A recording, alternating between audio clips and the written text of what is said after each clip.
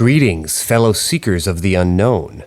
Join us at Paranormal M to explore stories that defy logic and challenge reality.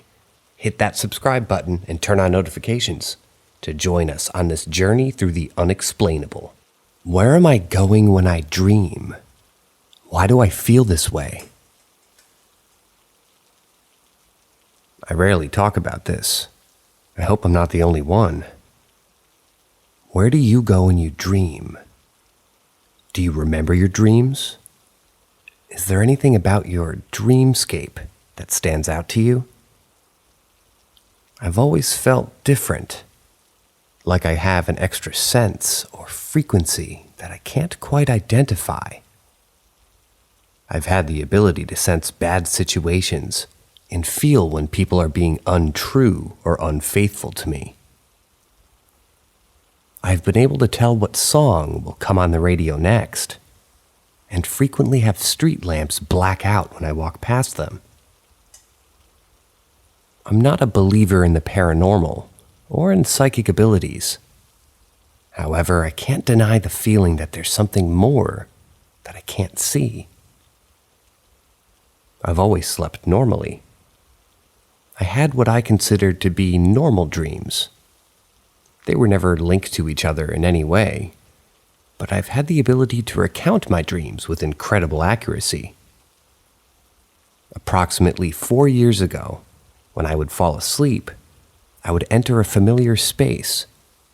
This space is huge. For the sake of this thread, let's just say that it isn't the size of a community or a city, but approximately the size of a whole county. Also, for the sake of this thread, I'm going to call this place my dream county. There are cities, towns, identifying markers, and places that I'm totally familiar with in my dreams. However, none of these locations have names. I am able to travel freely around my dream county, and I'm fairly lucid while doing so. However, never realize that I'm in fact dreaming while it's happening. There are people there that I'm pretty familiar with, though they have no names, and we often work together to complete tasks, or do fun and thrilling things, and even just sit and talk. My whole dream county is familiar to me. It feels like home. I enjoy going to sleep every night, with that feeling that I'm going somewhere welcoming. I never do the same thing twice in my dreams, and the subject matter is ever evolving. I love this place like a second home, and although I feel I know about every part of it, occasionally I will discover a new area that's unexplored, and it'll become pretty much absorbing, and it'll become that part of my dream county. There's a few things I know for certain about my dream county, and that's as follows. 1. I never have my phone, ever. It doesn't even seem to be something that exists to me or anyone else in this place. 2. No matter what I'm doing, I'm familiar with where I am and who I'm with, even if not by name. 3. Usually, no one from my real life is in my dreams. We'll reflect on this later. 4. I never dream of places I've actually been to. 5. My dream self has a very deep sense of feelings and obligation to help others. 6. If I ever encounter a place in the real world that I've seen in my dream county, avoid that place at all costs. When this all started with my dream county, I felt it was something that would pass, a phase in my life that I couldn't control. But now that it's been going on for over 4 years, I've accepted that it's not a phase, and my subconscious is taking me somewhere beyond my control. I've learned about myself from my dreamscape that I don't think the living physical me could have comprehended by myself. I've learned lessons, had struggles, and fought through emotions in my dreams. After about 2 years of these dream things started to get weird. One day I was driving with my wife as a passenger in an unfamiliar stretch of highway between Dallas, Texas and San Antonio, when I suddenly was completely and totally aware of where I was. I had just driven into this place that I had never physically been to before, but was in fact a part of my dream county.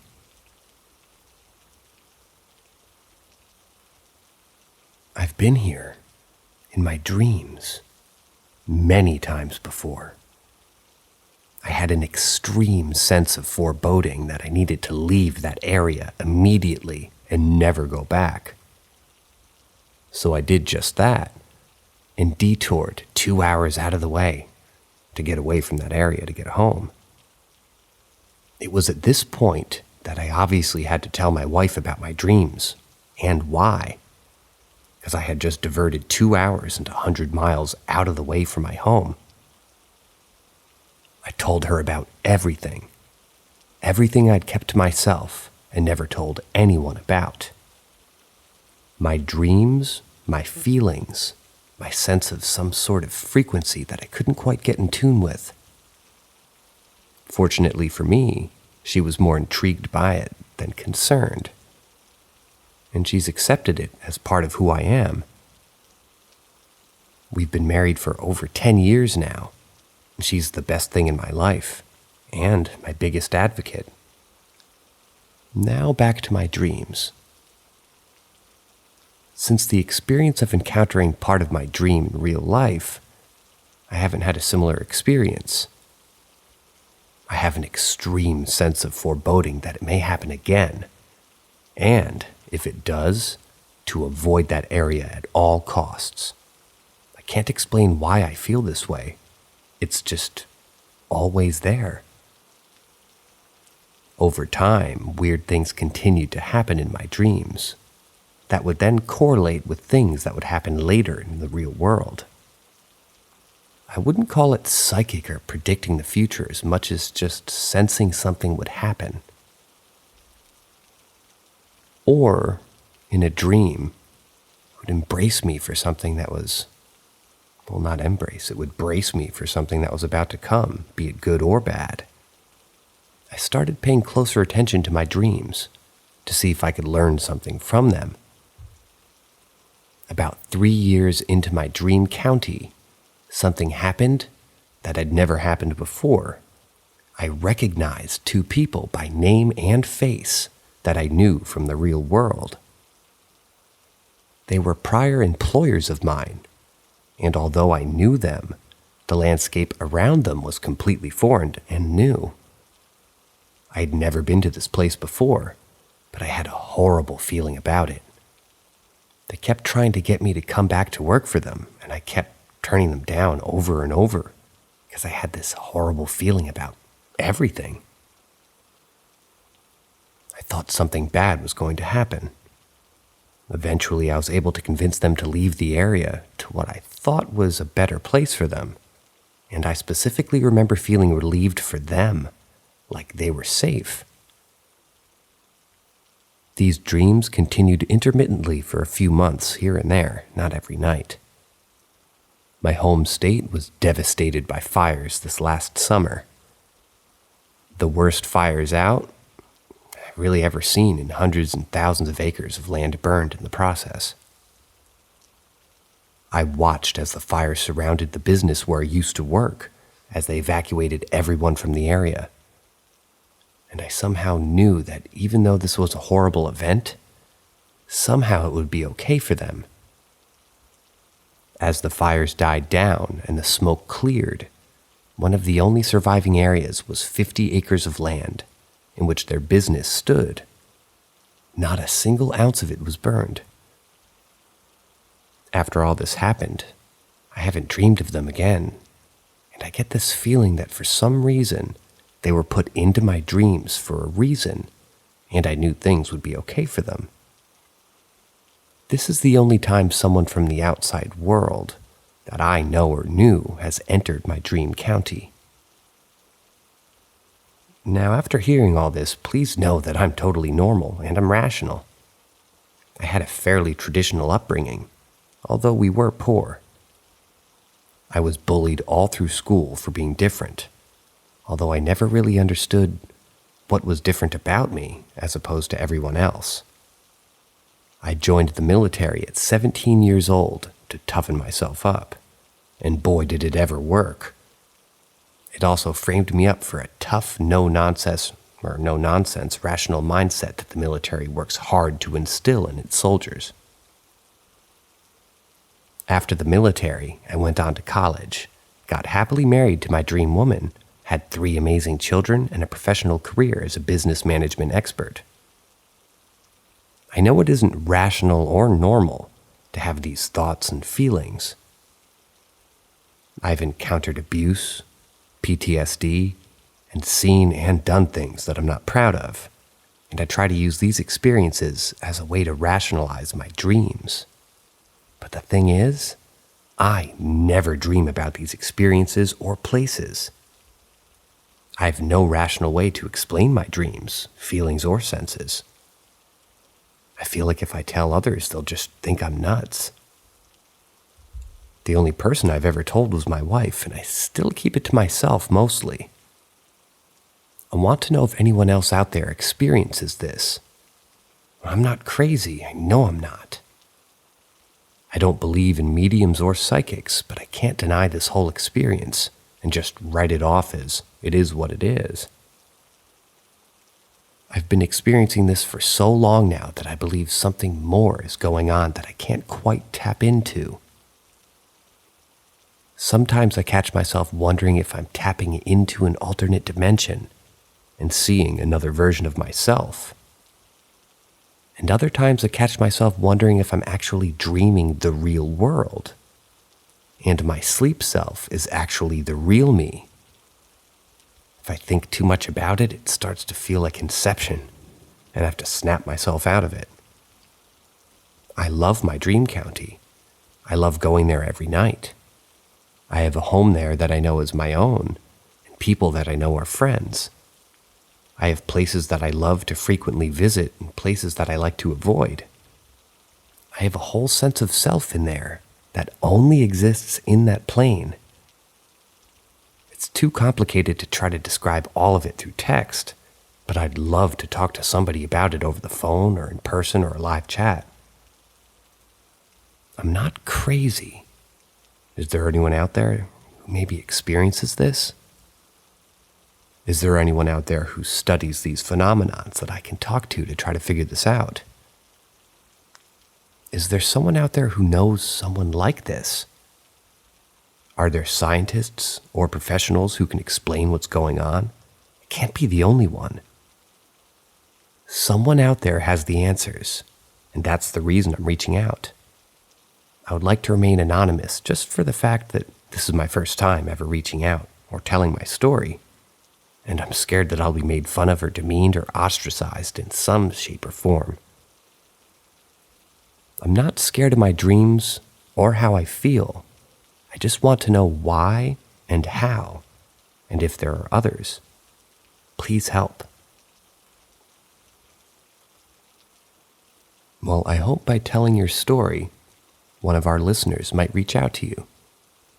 If there's anyone out there that relates to this, drop a comment below, would you?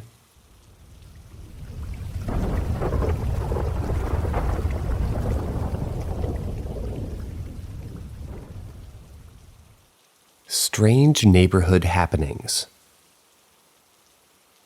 I recently moved into my first home out of college with my boyfriend. It seems like a great neighborhood, and the house was really nice. But then as soon as we started moving in, we got an uneasy feeling. Our neighbors would watch us as we moved in, but not in a normal way, if that makes sense. Like, as soon as we started moving stuff, one of our neighbors would come out of her house, plant a chair on the lawn, and watch us. Even now, every time I glance at this particular neighbor's house, I see her peeking through the blinds, watching me. She's not the only strange neighbor, though. I've had multiple people from the neighborhood come up to me that I had never met, come up and ask about me and my boyfriend's jobs. They already knew where we worked before, and we didn't have any conversations with our neighbors. I had plans with friends for Independence Day, and as I was getting ready to pull out of the driveway, I see my neighbor suddenly standing outside my car window. He asked me, "Are you trying to leave?" I told him, "Yeah, I'm going to a 4th of July party." And he said, "Well, we have the street blocked off, so you won't be able to leave." I said, "Well, my boyfriend is going to go leave because he works tonight." And he said, "Well, I guess we can remove the roadblocks. But just so you know, we have a 4th of July party every year." And the roadblock wasn't a big deal. And I don't know. This wasn't that weird. But as I was driving away, a kid threw a firecracker at my car. Just odd. One night, about a month after we moved in, my friends and I were hanging out on my deck, having a few beers and talking. Then we heard sirens and saw an ambulance and police officers driving across the neighborhood. We weren't super concerned until they pulled up to one of our other neighbors' houses. A woman who lived there was on her porch, screaming and crying into the officers, sobbing and yelling, "I cut him down, I cut him down." Then they loaded her husband's body into the ambulance while we watched. We learned later that he had hung himself and he died. The wife of the man who had died was a very strange character as well. She would randomly, not extremely often, but enough for it to be a pattern, wander out of her house late at night around the neighborhood. We learned from one of our, well, let's just say our one normal neighbor, that her wanderings happened long before the husband had killed himself. Finally, we had, I guess we'll call them odd happenings in our house sometimes, where the lights flicker, our smoke alarms randomly go off, and I've even woken up with scratches up and down my arms. One night, I was laying on the couch and had fallen asleep. I woke up to the sound of someone in the kitchen, and in my sleepy state, I assumed it was my boyfriend. But then I called his name. I heard no answer. I called again and asked what he was doing. But then I looked in the kitchen and saw no one. Then, as soon as I looked, the deck light outside turned on. My boyfriend came out of the room and asked if I had heard something in the kitchen too. I was creeped out, but I got up and went to the door by the deck to shut off the light. But when I did, I saw a neighbor directly across the yard out on her deck, standing perfectly still, staring at me. I was super spooked because it was late, like 2:30 a.m. at this point, and she was fully outside, posted, and staring. She wasn't doing a task, wasn't even smoking, nothing. Just standing and staring. I quickly shut off the light and then went around to all the doors to make sure that they were locked. But when I got to the front door, it was unlocked and open 3 inches, which makes no sense because we have a habit of shutting and locking the doors every time we come inside. Whether night or day, I locked it and we looked around the house to make sure no one was in there. We slept in our room with the door locked that night. I don't know what to make of our experiences at this point. Every neighbor mentioned in this post is a different neighbor, and the whole neighborhood just has an off vibe. My friends think, and and I hate to think this, that my neighbors are somehow involved in the strange instances in the house, and that they aren't necessarily watching me when they're staring, but rather watching whatever entities or vibes or whatever are in our house.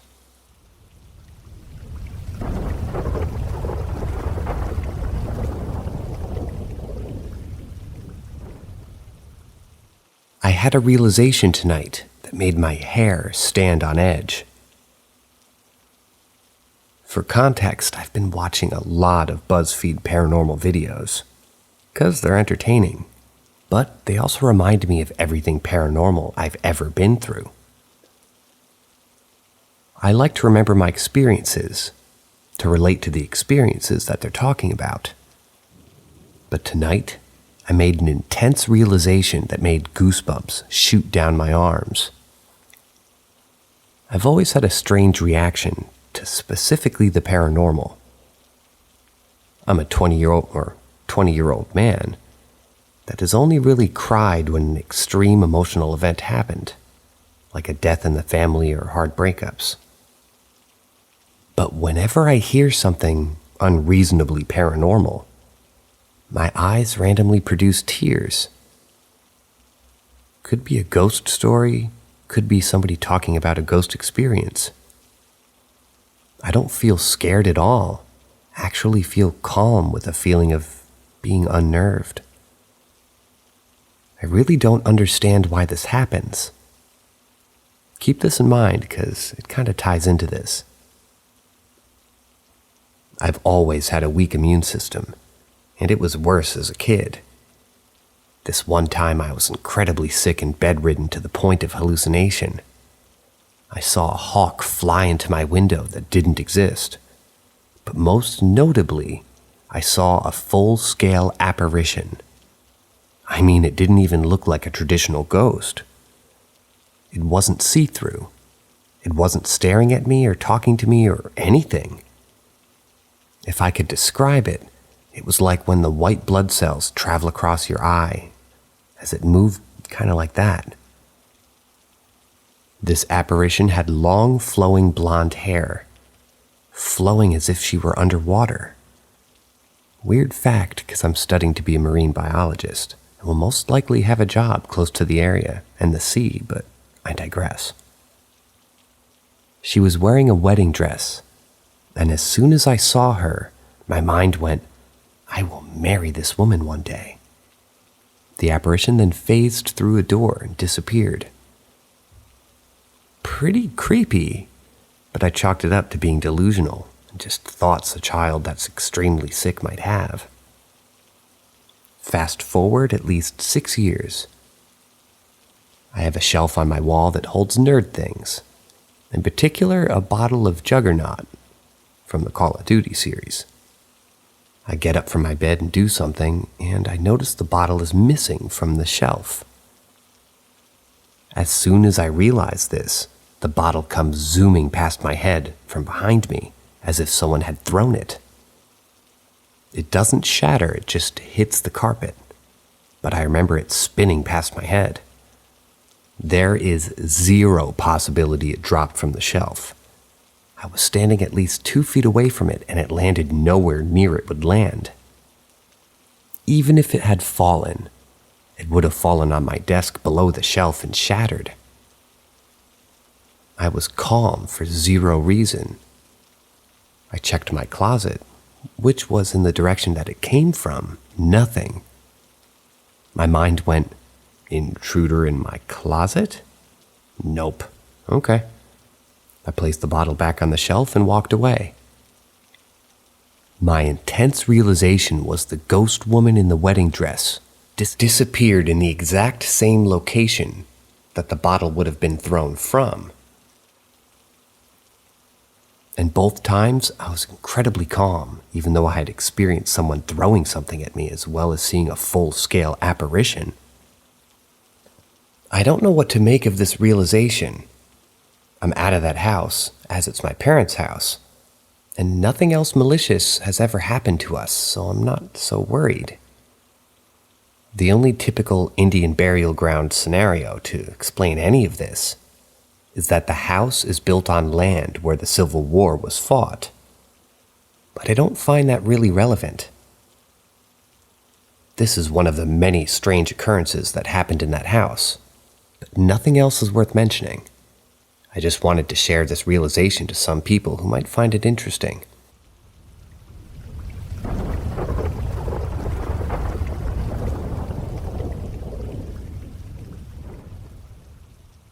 My experience on the other side. This story takes place in 2016 when I was a paratrooper with the 1st Brigade 82nd Airborne, stationed at Fort Bragg. I had dabbled in psychedelics since high school, but had never experienced leaving my body. In the Army, my psychedelic usage was increased considering that LSD and mushrooms didn't show up on drug tests. It was December, and I had recently stocked up on about 30 hits of acid. I had been taking acid consecutively, only leaving enough time in between trips to get an effect. Anyway, it was Monday, and we had day and night range planned from 400 weapons draw, going into a night shoot.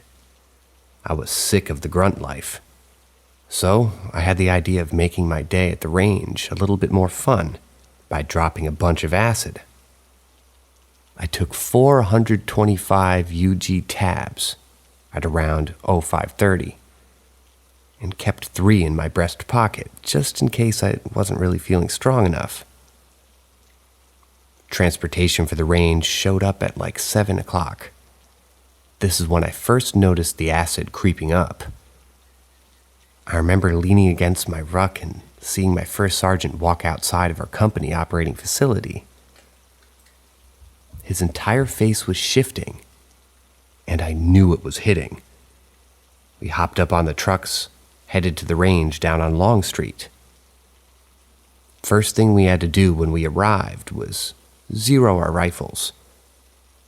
I was an E4 team leader, an assistant gunner to be exact. This meant I wasn't closely watched by the non-commissioned officers, and I could zero my rifle unharassed. I looked down my ACOG and attempted to get a good sight picture. I could not. Everything was swaying. I fired my 3 rounds for a grouping and waited for the range to go cold. My grouping was shit, but there was no way in hell I was shooting again. I didn't wish to draw the attention of anyone who might have thought that I needed help shooting. I grabbed my target and left back to where we put down our rucks. Now at this point I almost smoked a spice vape. Yeah, I know that shit is horrible, but I was a dumb fuck who loved weed, and spice was an alternative that wouldn't really make my piss hot. I could smoke spice literally anywhere because its odor was non-distinguishable from other vapes. So there I was, standing in a circle around my platoon's rucks with about 5 or 6 other people from my platoon, smoking and joking. I was really upset that I was at the range, but at this point, I decided to let go of my animosity and just enjoy the heavy dose of LSD. I remember just standing and staring off into the distance, until I finally caught the eyes of one of my sergeants, SGT Outlaw. I didn't dislike Outlaw, but sometimes he could be a nosy prick. Our eyes locked, and he came to talk to me. At first, I could understand him. He was asking me how I liked being a team leader now. Then his words became garbled and kind of quick. I quote-unquote heard. He didn't actually say these things, it's just what I heard. I heard him say things like, "I know you're on LSD. I know you didn't zero your rifle. First Sergeant knows too, and he's coming to get you now." I completely thought that it was SGT Outlaw talking to me. I thought I was fucked. But then I started to notice other things that seemed off. I didn't hear the gun fire that was previously chattering in the background anymore. I noticed that no one was moving except for slight idiosyncratic movements. For instance, to my right was Perez, and all I could see him doing was a stationary salsa dance. Even farther to my right was Porus. He was tapping his fingers together and whistling like an evil mastermind, stopping every few seconds to turn in my direction and say, "It's coming!" Now at this point, I also realized that I couldn't move anything but my eyeballs and slight head movements. After viewing my comrades and their oddities, I finally turned my gaze back to SGT Outlaw. But this time he looked different, the major change being his eyes. They were replaced by black swirls. His gaze was stuck on him, and I could feel only dread. I remember the voice when he spoke. It was like a loud whisper. It said to me, "So you want to take LSD?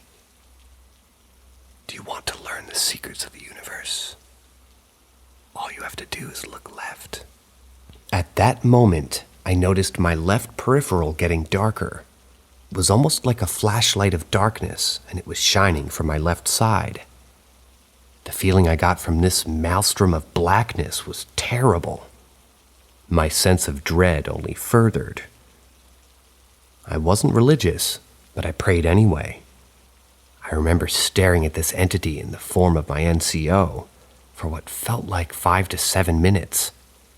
The entire time I kept repeating to God that I would never take acid ever again, and to please just let me live through this. Then I felt control of my head movement slightly return. When the control returned, I heard voices say, "He didn't do it, what a bitch. Pussy didn't want to know." When I heard these voices, my dread disappeared and was replaced with a sense of loss, like I missed out on something. I might have replied with, "No, wait, I want to know." But I don't remember entirely. But what happened next has been embedded in my memory.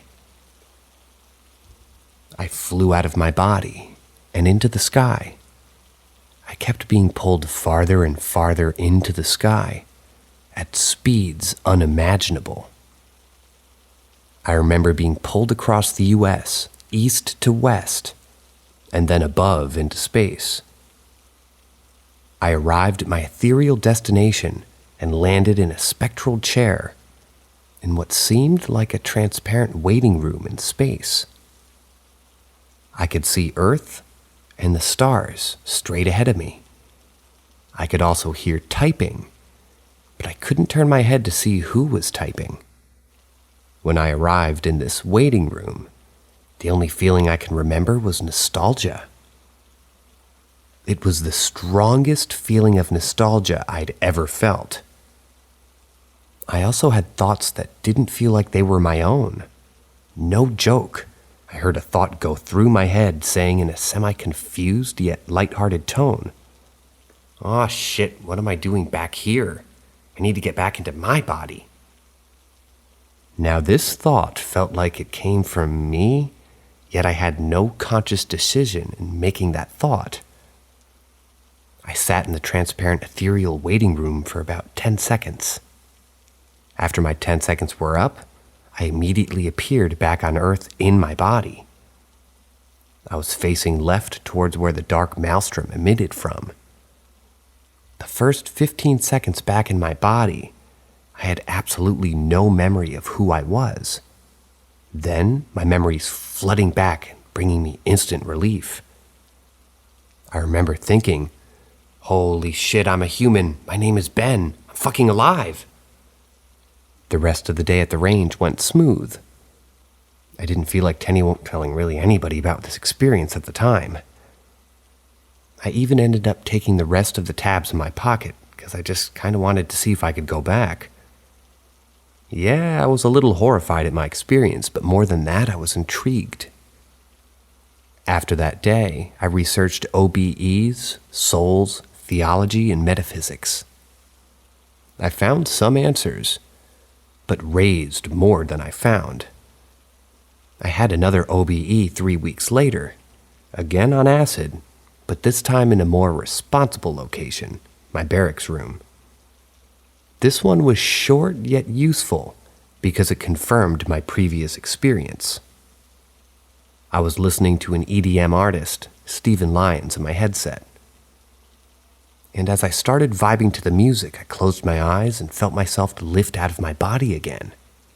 And this time I could move and look around.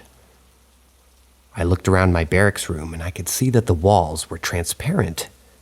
I could see into every room in the barracks with their inhabitants doing things like shower, playing video games, eating, or even sleeping. It was wonderful. But the wonder wore off when I remembered the dread I felt from my previous OBE. I instantly snapped back into my body. When I was reattuned with my physical form, my body had instinctively put my hands on the back of my head, as if trying to keep my soul connected. I researched this later. I found that souls are connected to our physical forms through a silver ethereal line in the back of our heads. I felt satisfied with my discoveries. Still, though, this was not my last encounter with the other side. My next OBE was months later on leave. I was back home in Los Angeles, and it was a lucid dream that had no drugs involved. I'll save that story for another time, though.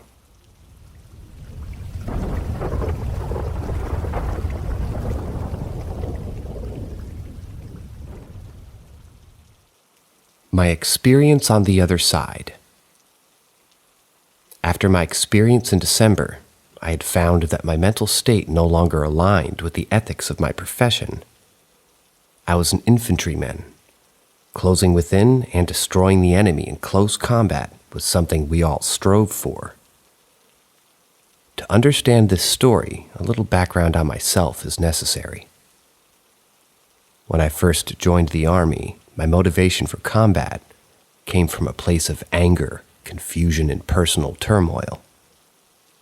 My father raised me with violence, but I allowed his actions to affect and define my character. From 13, I begun to self-medicate with anything I could find, from weed and alcohol to pills, MDMA, and psychedelics.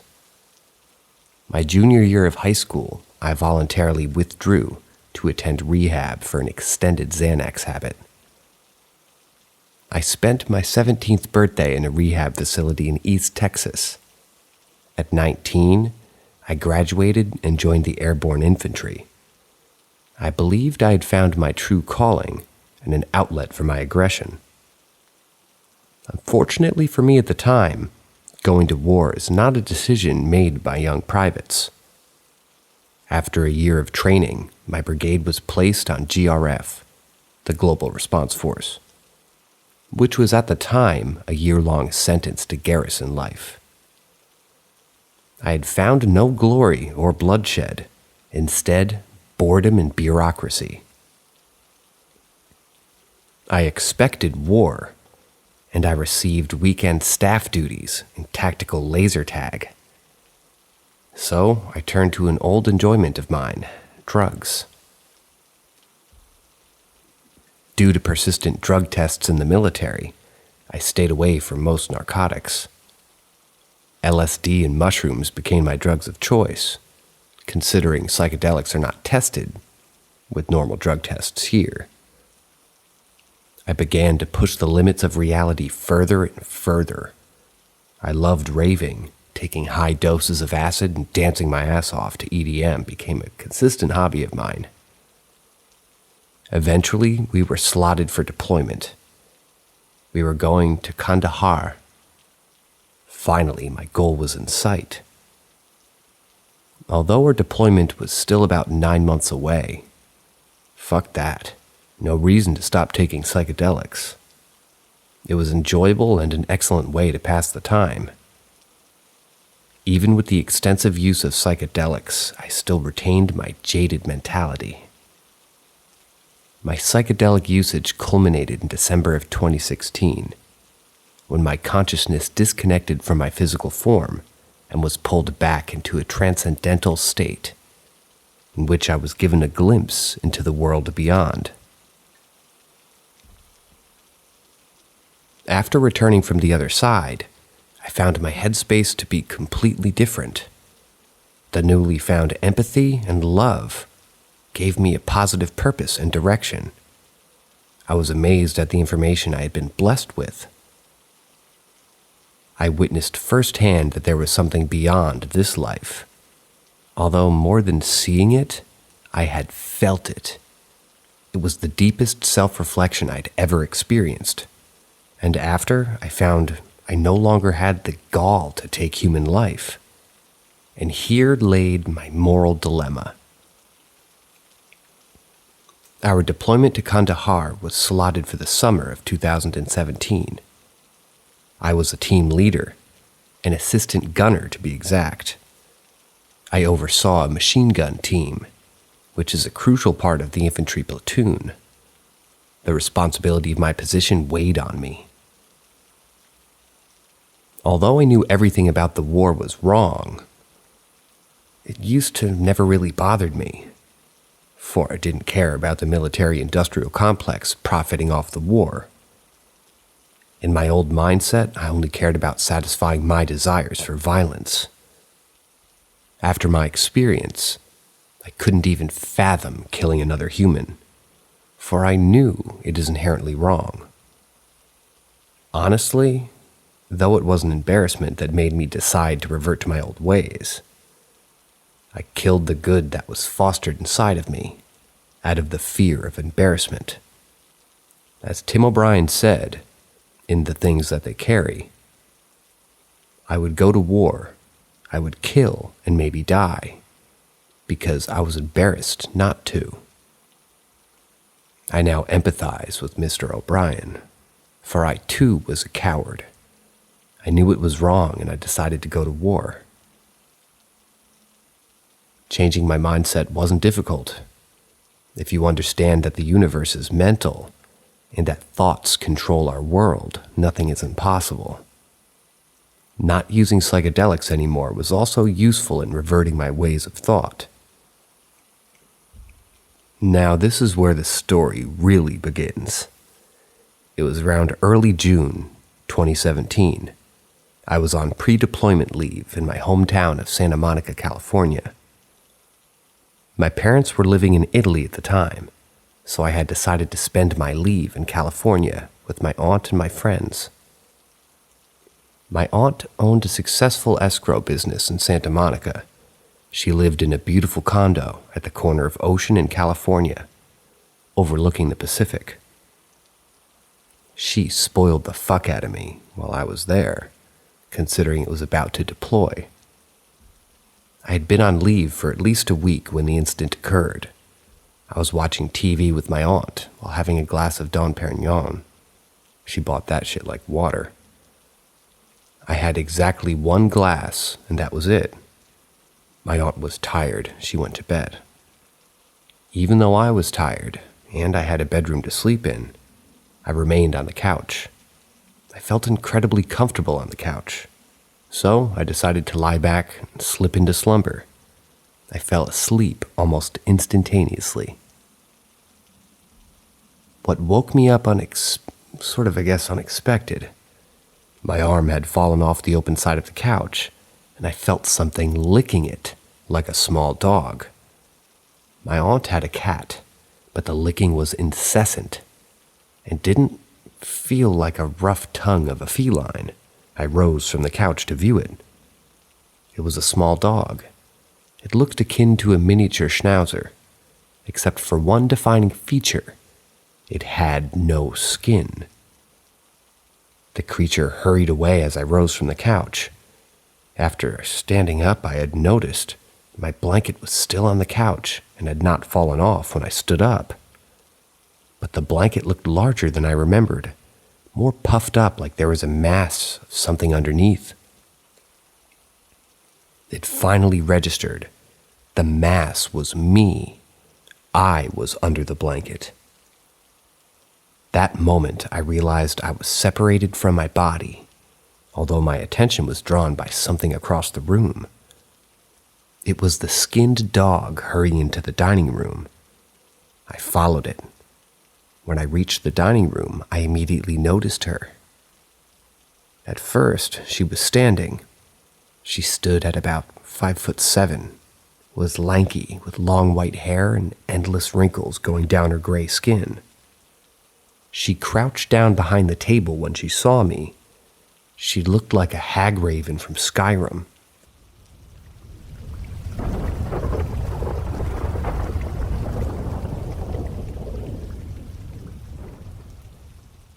As creepy as all this might sound, fear was not my first instinct.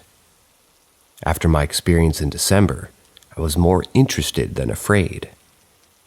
I had done research about spirits and entities since then, and I was fully aware that I was responsible for letting them affect me. My thoughts and energy kept me safe, and as I approached the woman, I walked to the same side of the table as her. She scuttled away into the corner of the room as I approached. I chuckled and was pretentiously impressed at the strength of my astral form. I was ready to test my limits. Remembering my research on lucid dreaming, I wanted to attempt to create things in my astral form. I could have tried a million different things. I could have tried flying around Los Angeles and the Pacific Ocean. But no, I was still fucked in the head. I decided to create 2 humans and a pistol so I could kill them.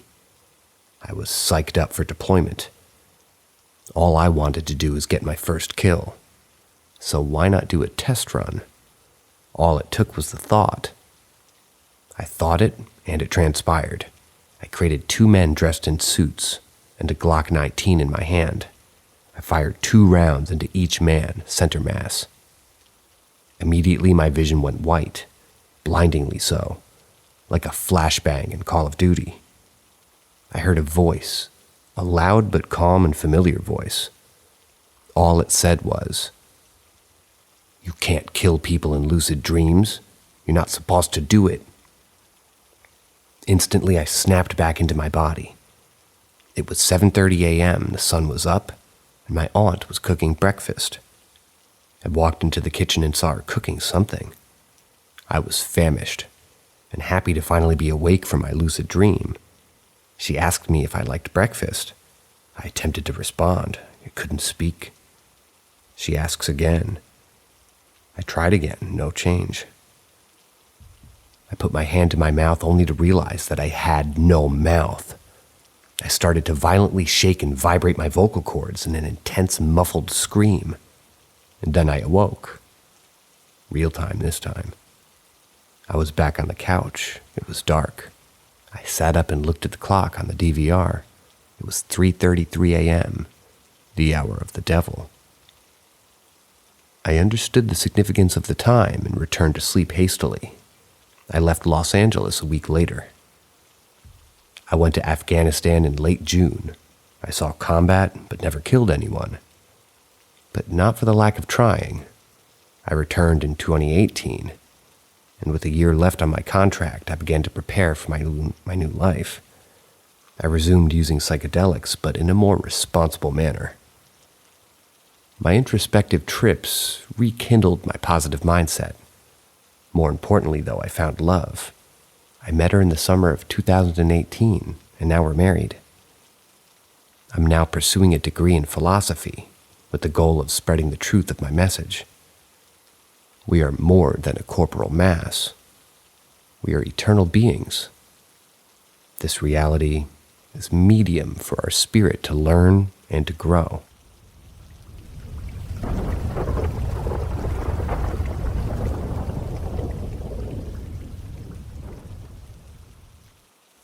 Demonic entity attachment. The first experience I ever had with this creature clicked in my head, and it's made me shift my idea on how the entity became attached to me. At first, I believed it was because I used a Ouija board, and a few days after, I noticed the presence a lot more, but no. I have later remembered I did a guided third eye meditation, which is no longer on YouTube, and I'm glad it's not. because if this happened to someone who wasn't as capable with energies, I would be very worried. The meditation I did was about 4.5 years ago. It was very strange. I remember laying down in my bed and listening to a voice on the video. It asked you to start breathing in a very strange way.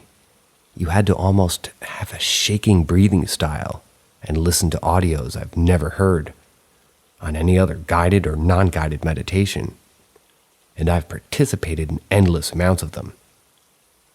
During the meditation, I felt and envisioned a large black hand with long nails on the left side of my chest. It felt as if I was sitting up in my bed and I could feel the hand push me gently down to the bed. I didn't want to break the meditative state, and even though my heart began to race, I continued to keep my eyes closed, and I followed till the end of the meditation, where I could hear the voice giving cues to wake up again. After sitting up, all I could see was a strange purple aura around everything I looked at. This comes into play later. After that meditation, I never really noticed the energy or the hand again, until fast forward a few years to when I used a Ouija board. A few days after using the board, I started to feel a very angry masculine presence in the far corner of my garage. The same garage I used the board in. I paid no mind, due to the fact that ever since I was a child, I've been having experiences and feeling energies.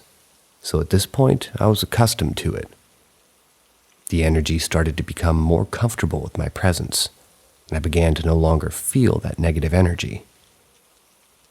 I can feel a very heavy energy in my stomach and my chest, but it's no longer dark and negative.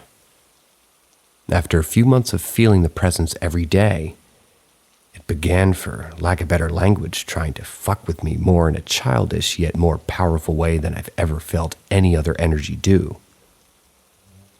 This energy, I strongly believe, is the most powerful I've ever personally encountered and possibly will ever encounter. The entity would always be behind me when I was walking to the garage or to leave. Many times I would go to the open door and it would close itself. I could feel the entity behind me, and I started to talk aloud to it from then on. I don't get verbal responses that I can hear, or responses that are sometimes really at all there. It's more the entity will do something in response to my words, or will shift the energy that I'm feeling as to give a response. The entity definitely likes to use doors the best when it wants my attention, but it actually touched me like the meditation and another few times. I was with my friend at probably 2 a.m. in our small town in a grocery store, and we were on our bikes in the parking lot.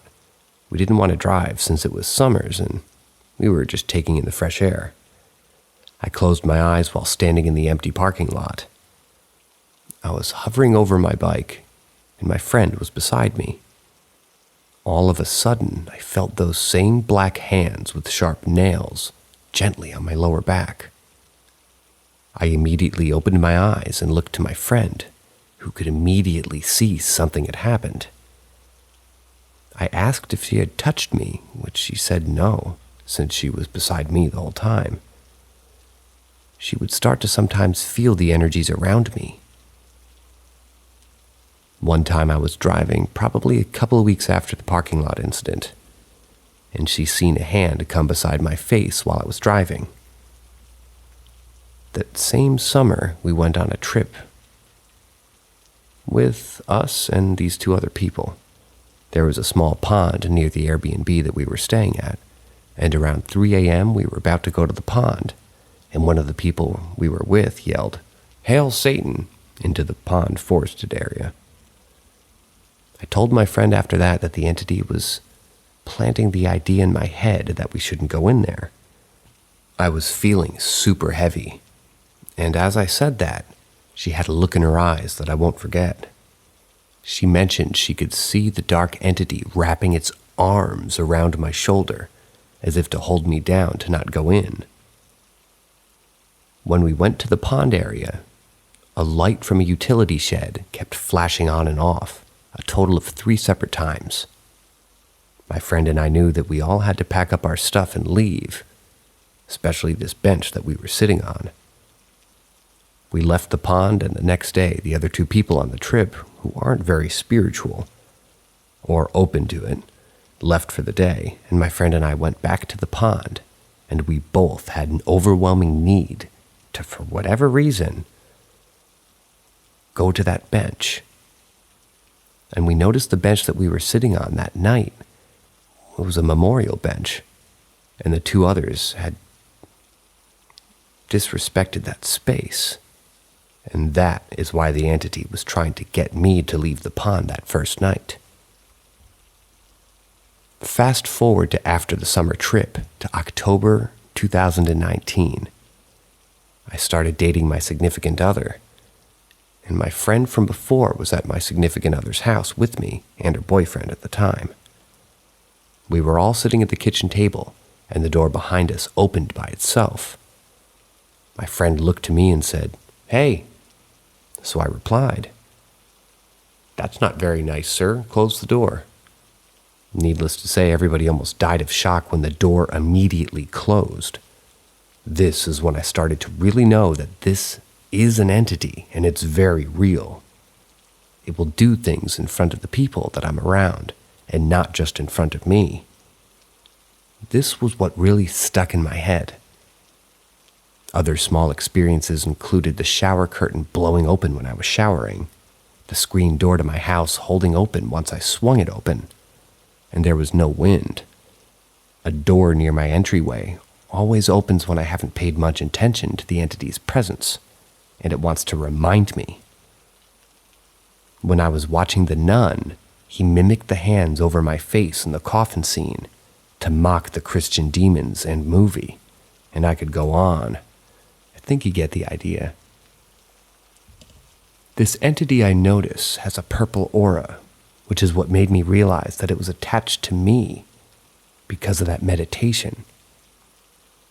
Anyways, this entity is still always around me. Just yesterday I got goosebumps and chills over my entire body when I was in a down mood, and I could feel the entity directly behind me, not trying to drain my energy, but I was feeling very alone, and it was almost like it was trying to comfort me. I've decided that I'm not going to try and cleanse this energy away, and I'll let it stay for as long as it feels like. Since I'm not being drained, it's not hurting anyone, and I see no need to detach the entity. If it doesn't want to go, and it isn't doing anything, it's fine by me. It's been attached to me fully for up to 3 years now, and it's a normal part of my life.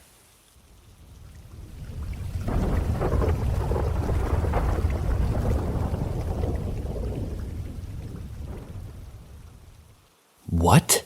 Did I just see someone disappear? Background. I went to go get my flu shot from a small clinic run by a commercial lab. I was one of the few people there waiting for them to open up for those of us with nothing else better to do on a Friday night. Here's what happened. After waiting about 10 minutes, they started processing us, and I was second in line. I took note of the guy ahead of me because, unlike the rest of us, he blew past the sign that said that they weren't ready yet and took a seat inside the processing area. There was one staffer in there, and he sat straight across from her, and I thought that was slightly peculiar. But just enough to make me notice him. When I did, a couple other things stood out. He seemed nicely dressed for getting a flu shot, and was wearing a long-sleeve button-up shirt with a somewhat noisy pattern on it. Just weird in terms of level of dress, and wearing long sleeves to get a shot. I finish my quick screening, and I'm led down the hall into a room that had just been converted by adding a temporary cubicle space for shot stations. I see the guy, and he's getting his shot. It seems kind of distressed about it, and is sort of flexing his arms strangely. Some people can't take needles, though, so that's not inherently unusual. I go to the other side of the cubicle wall and get mine done like lightning. I'm up in time to start following this guy to the door, and the door that was marked with an exit. They wanted patients to leave a different route, presumably to keep up social distancing. He seemed confused for a split second, if he was going to go right or left, which way, but then he swiftly walked out the door. I followed behind, maybe 3 to 5 seconds, no more than that. I followed the very clearly marked path around the corner into a long hall. This guy must have moved very fast because I couldn't see him anywhere. But then around 2 seconds I did. He leaned very suddenly from around the corner, appearing to first look past me and then at me. He seemed nervous, but I couldn't read his facial expression well due to the mask. Just as quick, he jerked back behind the corner. I thought maybe he was lost and was just peeking around to maybe see where the others were going out. I continue walking and then get to the corner, and no one's there. Before I thought there must have been a hallway or a door there that I didn't remember. I've been to this location several times, but nope, solid white wall. The corner itself is shallow, maybe 2.5 feet deep, just wide enough to hide someone from the viewing angle that I had. There are 2 doors on that side of the hall, one just before the corner, and it was very clearly shut, and locked, I would think. The other one is further down and was also shut. That door leads into a very small waiting room that was very obviously closed and very dark inside. I heard no sound during any of this, not a footstep, not a door handle turning or a door closing, nothing.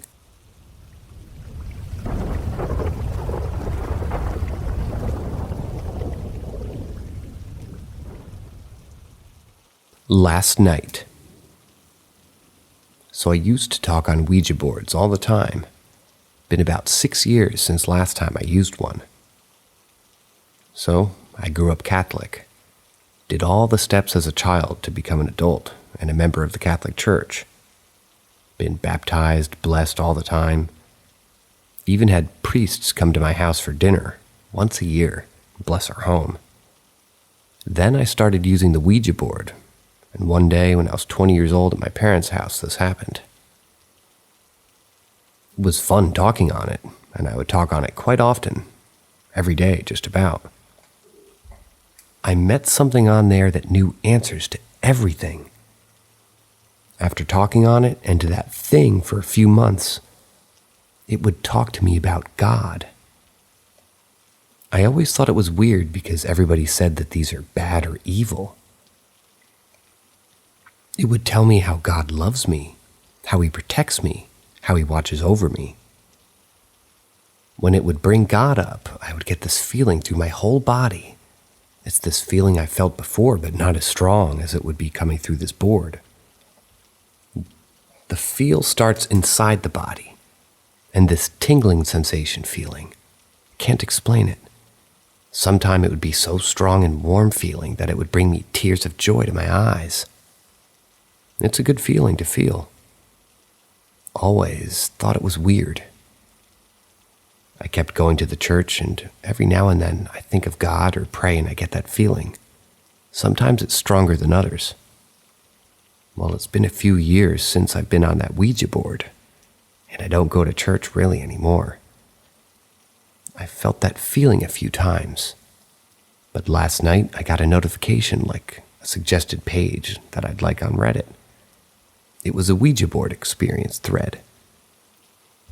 As I was reading and posting about my experiences, I have a rosary hanging on my wall. The rosary bounced off the wall, long, and was banging against the wall like it was swinging. This has never happened before. Like, how did it do that? It's been hanging there for a long time and never moves. And now it banged against the wall, swinging back and forth. Not only that, but I got this weird feeling and sensation, and it was strong, a real one, and it overpowered my body and made me cry again. I really can't explain it. as I talk about it or write this. Happens a couple times, not strong, just a light version. Has anyone else ever experienced this feeling I'm talking about? I always think it's God protecting me, or talking to me, or loving me. It's hard to explain. The only reason I stopped talking on the Ouija board is because it kept telling me not to talk on it, because God didn't want me on it, and just things about God and plans that He has for me, and not to get on this. And every time I say the same thing, God don't want you on this, so I stopped getting on it.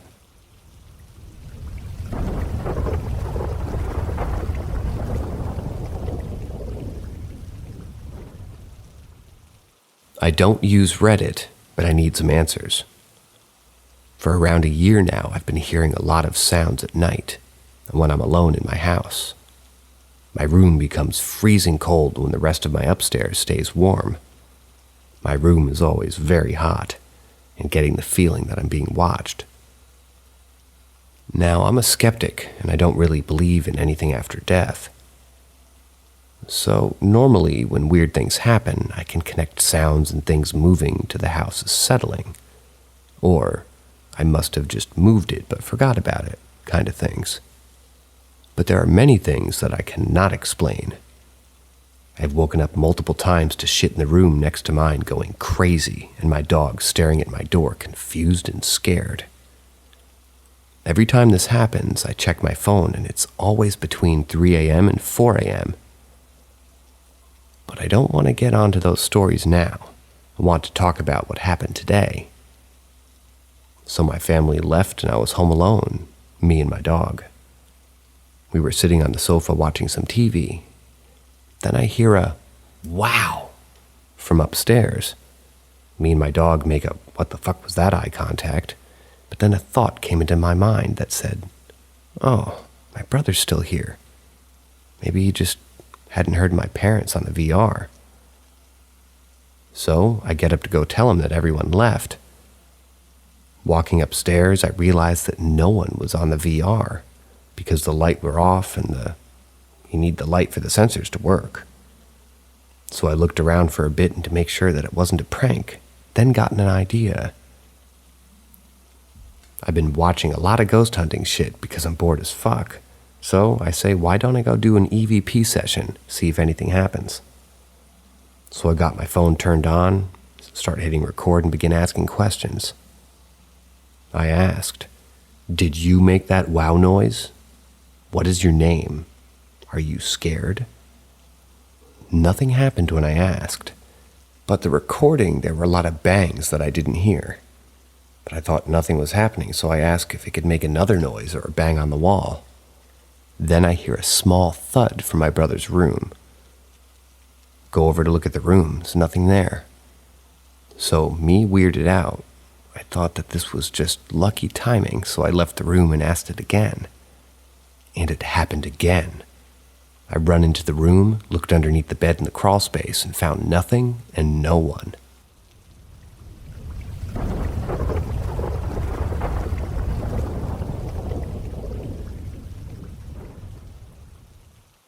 It likes the kitchen.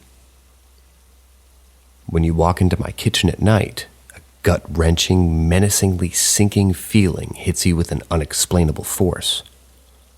It sticks with you the whole time you're in there and leaves the moment that you're out. Late last year, I began to pay attention to this feeling and its patterns. I never really thought about the paranormal. I wasn't a skeptic, really. It just didn't cross my mind. Ever. So, when I discovered how in touch I am with paranormal beings, it really changed my perspective on things. As I got more and more in touch, I realized there was a presence in my kitchen. It only came out at night, for the feeling brought along with it was sort of only there at the time. It had the same schedule every day. Around 9 o'clock every night it showed up, staying until early morning around 7 a.m. I figured the spirit, though I sensed it to be dark, wasn't going to change its habits anytime soon. I I tried my best to become more accustomed to it. Looking back, I now understand. I never quite could. One night around 2 a.m, I grabbed my water bottle and walked my way downstairs. My eyes were adjusted to the dark, and I took quiet, slow steps down the old carpet-covered staircase. Here I must explain a bit of the layout, and I hope it makes decent sense. Upstairs are 4 doors. On one side there's a hall leading to the bathroom, and just before it, a door to the bedroom. On the other side are 2 doors at a corner. Each lead to a separate bedroom, and mine is the one facing the previously mentioned door on the other side of the hall. A staircase in the middle of this hall descends down halfway and then takes a sharp 180-degree turn fully down to the first floor. An open layout lays at the bottom. The kitchen sits in front of you, and that's to the left, in almost a pocket. To the right is a wide living room. With that out of the way, I'll get to the second to the bottom step and look at the kitchen. The side of the refrigerator sticks out, causing it to be visible from the stairs. It's the type with a water dispenser on it. I freeze. Right below the dispenser, I'm met with a face.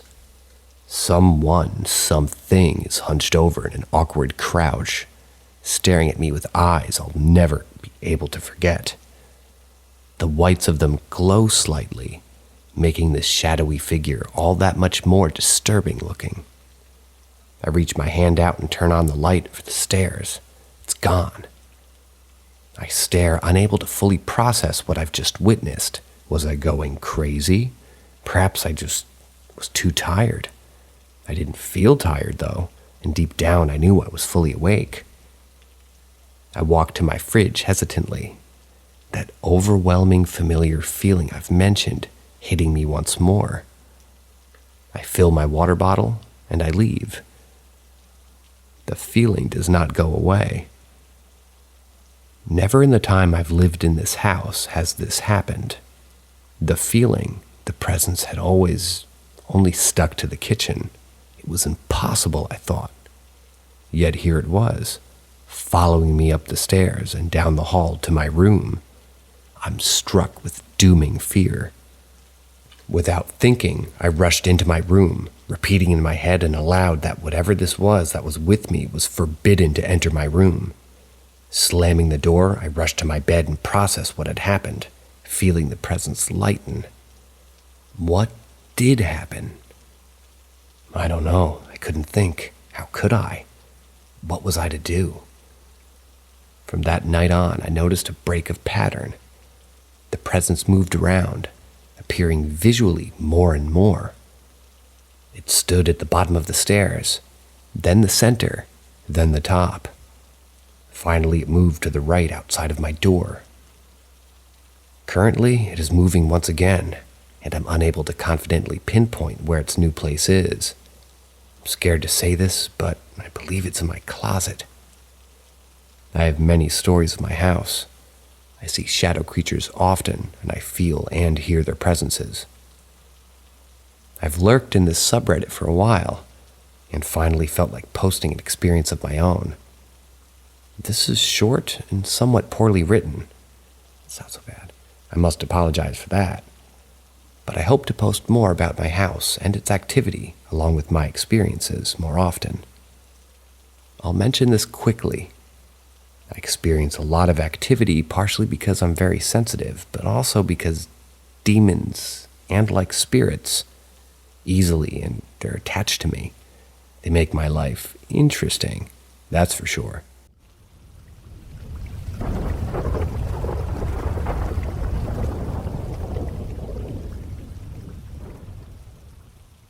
A nighttime walker. I used to walk a lot at night with my older brother.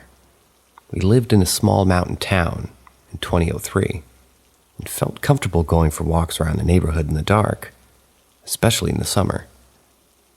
Before this night, did I always believe in ghosts? Not really. I've always been easily scared, but that's due to watching far too many horror movies at a young age, never from seeing or feeling a presence. This moment stands in my head so clear still. We were only a few blocks from home, just reached the peak of a slight hill with the streetlight shining its orange glow around us and the Italian cypress trees all in a row on the opposite side of us in the road. My brother was on the left, I was on his right, and we were on the right side of the road. I was talking away, my hand gestures expressive as always, looking toward my brother when I suddenly grabbed onto him jokingly and whispered for him in kind of a shush-hush voice. Not that he was talking, that a person was nearby and could hear us. For there, just opposite us, across the street, a teenage boy in a striped shirt was walking along with us in one of the cypress tree shadows. I don't even think my brother looked. He may have kept his eyes straight, concerned a stranger at night had crept up on us. Stranger though, the moment that teenager in his striped shirt hit the cast of the streetlight behind the trees, he disappeared. I stopped in my spot, so excited at what just happened. This person ghost was gone. Gone immediately after I had just seen them. My brother was unfazed. He didn't see anything. He didn't believe in ghosts. A few years later, maybe more, as I walked by a car window, kind of caught my reflection, I pondered on why it made me think back to that summer. The teenage boy in that striped shirt. He had been like a reflection in clear glass, there but not whole.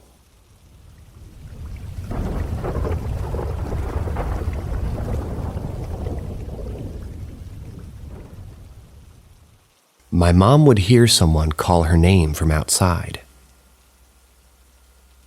My mom hasn't talked about this experience for quite some time, but recently she mentioned it with a bit more detail. For some background info, we've lived in our house for maybe 20 years now. It's pretty old, and a few of my uncles plus other relatives have lived here also. Some of them claimed that our house was haunted, but that's a story for another day. Anyway, I wasn't born yet, so sorry if this next part's brief. As I mentioned before, I still don't know all the details. My mom worked the night shift, so she'd been home alone throughout the day mostly. She said this started one day when she was cleaning. She suddenly heard someone call out her name from the direction of our backyard. She glanced out the window, but didn't see anyone. She then heard someone call out again, this time from the front yard. She decided not to look out a window this time, because she now understood that whatever was out there wasn't good. Mom's not real religious, but she learned from her grandfather to always trust in God. So she began to recite a short prayer. Then she heard the voice again, this time as she showered. She said she felt afraid and noticed that it sounded like a woman's voice. She began to pray again. This next one's the scariest of her experiences, in my opinion. She was lying in bed one afternoon, but she couldn't sleep. She had her eyes closed. Then suddenly she felt like something was looming over her. She ignored the feeling and tried to go back to her nap. Then suddenly she felt a warm tongue lick all over her cheek. All of it. Obviously at that moment she was terrified. She opened her eyes and saw a black dog, about the height of a bed, standing there panting. She closed her eyes, cried, and again began to ask God for help. I'm not sure, but I think that she said that eventually she didn't feel that dog there anymore, but she still kept crying.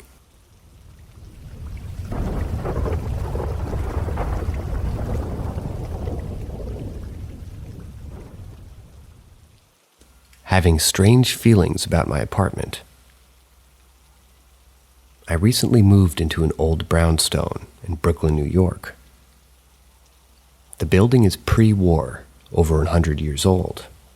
When I first moved in, little stuff started happening, mostly doors opening and closing, which my roommate and I would pass off as the building being old.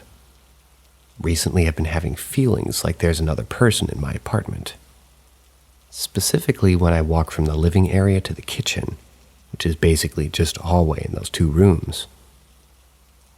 I get this feeling like someone is going to be in either room when I walk in.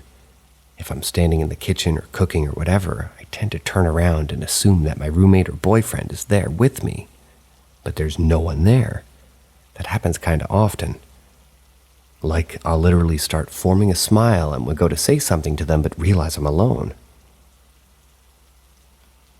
Last week I was doing dishes when I heard someone humming.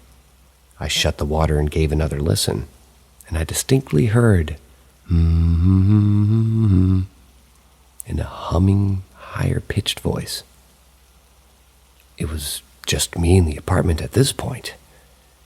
It didn't freak me out, but certainly caught me off guard. I told my roommate, who confirmed that she was on the phone with her dad, which I couldn't hear through the wall anyway. Which brings me to yesterday when I spoke to my landlord about my experience. His wife asked me if I was empathic. I'm a social worker and a therapist, so I do have a high emotional intelligence and read people fairly quickly. I just told her what I feel when I was in the kitchen and living room areas of the apartment. Y'all, they proceeded to tell me how they had a previous tenant in my apartment who frequently saw a woman walking from one of those rooms, and they themselves have felt cold breezes between that area as well. We all agreed that it's not a bad or a creepy feeling, but it catches you off guard. Before I sat down to write this, I was making coffee in the kitchen when I heard a loud woman sigh. I don't know, y'all. I've never really experienced something like this, so any advice on how to not get creeped out would be great. I also feel like my roommate doesn't really believe me. That's the end of today's stories. And just to let you guys know that we are listening back to you guys as you listen to us, the next story that I read, probably tomorrow, I'm going to heed some of your advice. And you did apologize for being blunt, so apology accepted. We're going to try the next reading less, as you say, quote-unquote, valley girl. Ouch, that stung. I've heard a lot of them talk, and I'll tell you, I too don't enjoy this. However, when one reads question marks in writing, you tend to make the voice somewhat more, questioning sounding. However, I would like to give you guys something nice to listen to. So, upon the next reading, we're going to try this with a more somber tone. So, good afternoon, good evening, or good night. See ya.